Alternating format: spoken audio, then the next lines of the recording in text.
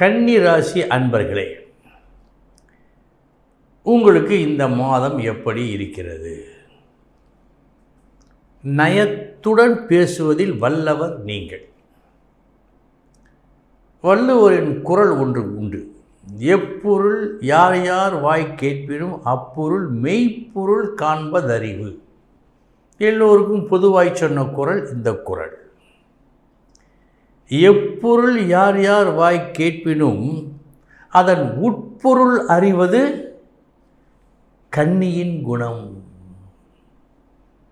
இந்த ஒரு வார்த்தை போதும் உங்களை புரிந்து கொள்ள.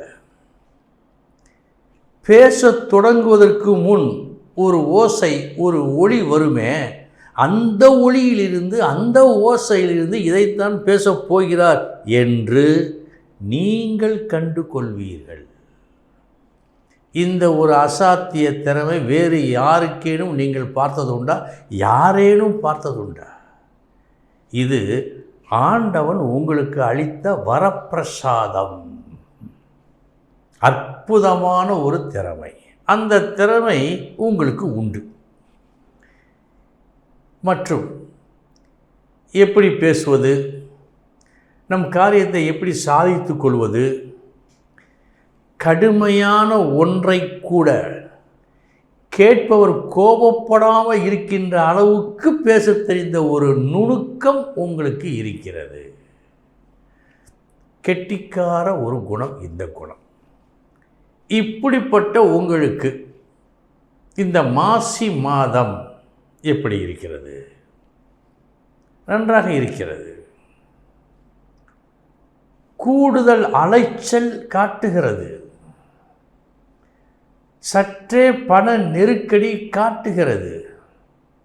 ஆனால் காட்டிய வேகத்திலேயே அது நீங்குகிறது உங்களுடைய தொடர் முயற்சியால்.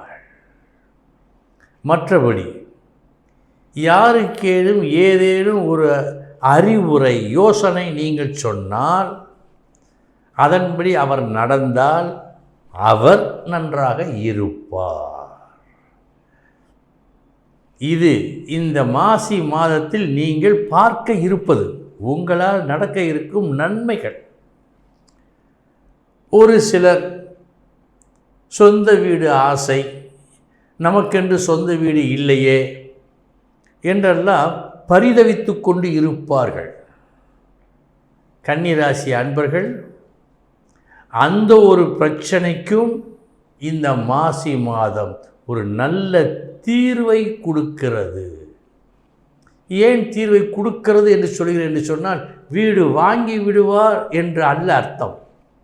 வீடு வாங்குவதற்கு ஆரம்ப வெற்றியை தரும் சில விஷயங்களை நல்லபடியாக செய்து முடிப்பார். அமையும். படிப்படியாக அது சரியாகும். திருமணமாகாமல் இருப்போருக்கு, ஏனென்றால் மனை என்று வந்தாலே மனைவியையும் சேர்க்க வேண்டும். சாஸ்திரம் சொல்லுகிறது. மனை என்றால் வீடு. மனை என்று வந்தாலே மனைவியையும் சேர்க்க வேண்டும். அத்துடன் இது சேர்ந்து வரும். திருமணமாகாமல் இருக்கின்ற ஆணுக்கோ பெண்ணுக்கோ இந்த மாதம் அவர்கள் விருப்பப்படி திருமணம் நடப்பதற்கு முடிவாகும். இது நடக்கும். பணப்புழக்கம் முதலில் ஆரம்பத்தில் சற்று கஷ்டம் போல் காட்டினாலும் அடுத்து வரும் நாட்களில் நல்லபடியாக முடிகிறது. மேலும் அதைவிட முக்கியமான பெரிய விஷயங்கள்லாம் நடக்க இருக்கும்போது இது ஒரு சில்லறை விஷயம், விட்டு விடுவோம். மொத்தத்தில் பார்த்தால் சொந்த வீடு, திருமணம், நல்ல மதிப்பு, அடுத்தவருக்கு சொல்லும் யோசனை நல்லபடியாக நடப்பதால் ஏற்படுகின்ற ஒரு பெருமிதம், பெருமை, இவையெல்லாம் இந்த மாசி மாதம் உங்களுக்கு கிடைக்கும்.